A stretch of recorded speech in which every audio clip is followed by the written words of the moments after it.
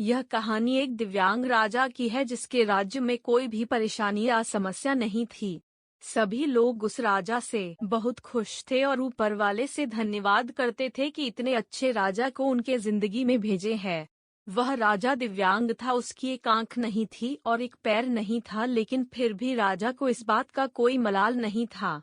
एक दिन राजा अपने महल के गलियारे में घूमते हुए अपने पूर्वजों की लगी तस्वीर को देख रहा था और सोच रहा था कि मेरे पिताजी इतने शूरवीर थे, उनके पिताजी इतने शूरवीर थे, हमें इतने शूरवीर खानदान में जन्म लेने का मौका मिला, यह ऊपर वाले का धन्यवाद है।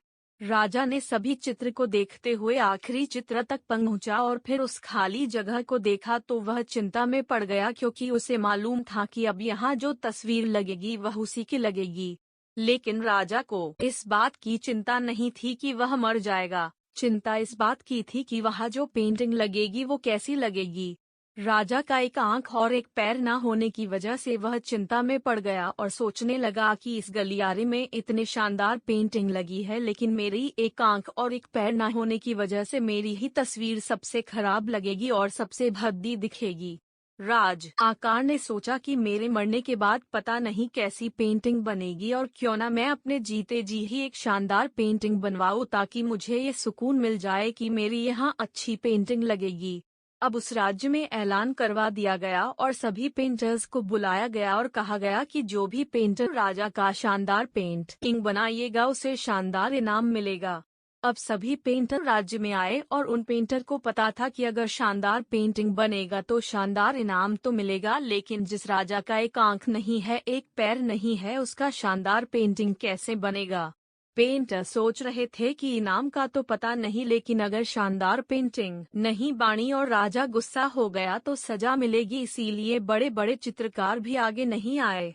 तभी उसमें से एक लड़का बोला, राजा साहब मैं आपकी पेंटिंग बनाना चाहता हूँ, मुझे 24 घंटे का वक्त दीजिए। अब सभी बड़े बड़े पेंटर हैरान हो गए कि ये लड़का क्या पेंटिंग बनाएगा, और अगर राजा को पेंटिंग पसंद नहीं आई तो इसे सजा जरूर मिलेगी। राजा बोला, ठीक है आप बना करके आइए।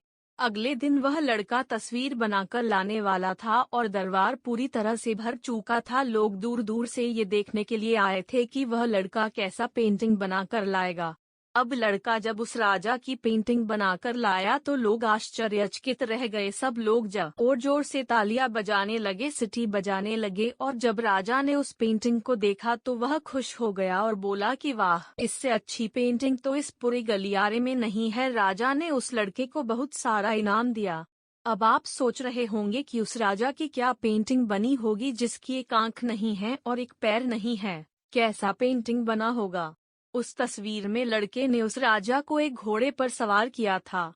एक साइड से उस राजा का एक पैर दिख रहा था और राजा तीरंदाजी करते हुए निशाना लगा रहा था, और निशाना लगाते वक्त एक आंख बंद हो जाती है, और उस लड़के ने उस राजा की वही आंख बंद की थी जो राजा के पास नहीं थी। इस तरह से एक ही मात्रा उस लड़के ने राजा को निशाना लगते हुए घोड़े के ऊपर सवार दिखाया, जिससे एक आंख बंद और एक ही पैर दिखाया, और इतना शानदार पेंटिंग बनाया था कि वह अब तक की सबसे सर्वश्रेष्ठ पेंटिंग थी। उस लड़के के सामने भी चुनौती थी, संकट था, लेकिन उसने सकारात्मक का साथ नहीं छोड़ा।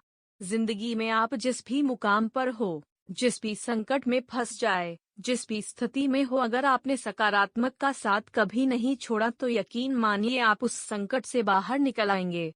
जिंदगी में उम्मीद का साथ मत छोड़िए, क्योंकि जिसने उम्मीद का साथ छोड़ दिया तो फिर जिंदगी उसका साथ छोड़ देती है।